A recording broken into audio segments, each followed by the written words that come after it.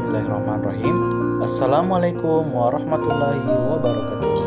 Perkenalkan, nama saya Ahmad Idrus Al-Islami, mahasiswa Pendidikan Sejarah dengan NIM 186204101. Nah, kali ini kita akan membahas tentang Konferensi Meja Bundar atau biasa disingkat dengan KMB. Apa sih itu KMB? Atau biasa kita sebut Konferensi Meja Bundar.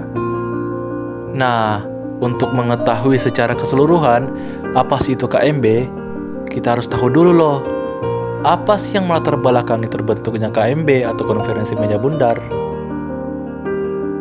Latar belakangnya itu adalah karena usaha untuk meredam kemerdekaan Indonesia dengan jalan kekerasan berakhir dengan kegagalan, sehingga Belanda mendapat kecaman keras dari dunia internasional.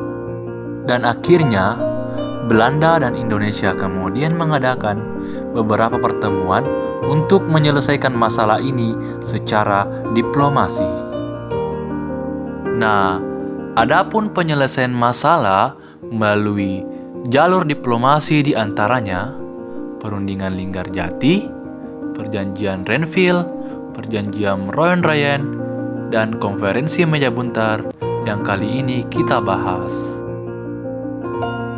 Konferensi Meja Bundar dilaksanakan di Den Haag, Belanda pada tanggal 23 Agustus 1949 hingga 2 November 1949. Adapun delegasinya, Indonesia dipimpin oleh Muhammad Hatta, Belanda dipimpin oleh Van Maarschaveen, delegasi BIFO diwakili oleh Sultan Hamid II. BIFO adalah badan musyawarah yang dibentuk oleh Belanda di Indonesia. Delegasi UNCI atau UNCI diwakili oleh Shirley dari Australia. UNCI ini merupakan badan yang dibuat oleh PBB untuk menyelesaikan konflik antara Indonesia dengan Belanda. Beberapa permasalahan yang terjadi pada Konferensi Meja Bundar yang sangat sulit ditemukan titik temunya, di antaranya masalah Irian Barat, hutan yang harus ditanggung Indonesia, istilah penyerahan atau pengakuan kedaulatan.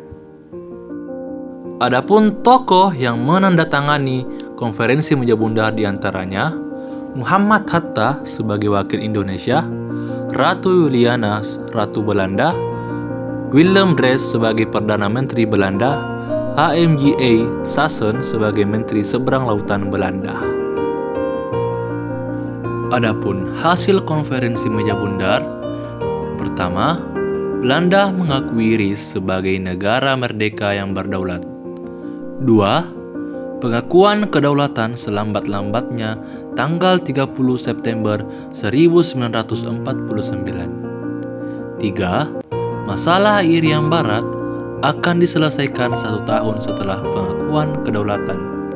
4. Antara RIS dengan Kerajaan Belanda akan diadakan hubungan Uni Indonesia Belanda yang diketuai oleh Ratu Belanda. 5. Tentara Belanda akan ditarik dari Indonesia dan untuk KNIL akan digabungkan ke dalam Angkatan Perang RIS. 6. Kapal-kapal perang Belanda akan ditarik kembali dari Indonesia dengan catatan bahwa beberapa korvet atau kapal-kapal perang kecil akan diserahkan kepada RIS. 7. RIS harus membayar segala utang Belanda yang diperbuatnya semenjak tahun 1942.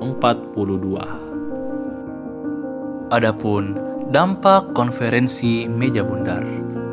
Yang pertama, Belanda mengakui kedaulatan Indonesia. 2. Indonesia berbentuk RIS atau Republik Indonesia Serikat. 3. Konflik antara Belanda dengan Indonesia diakhiri. 4. Wilayah Irian Barat belum diserahkan ke Indonesia.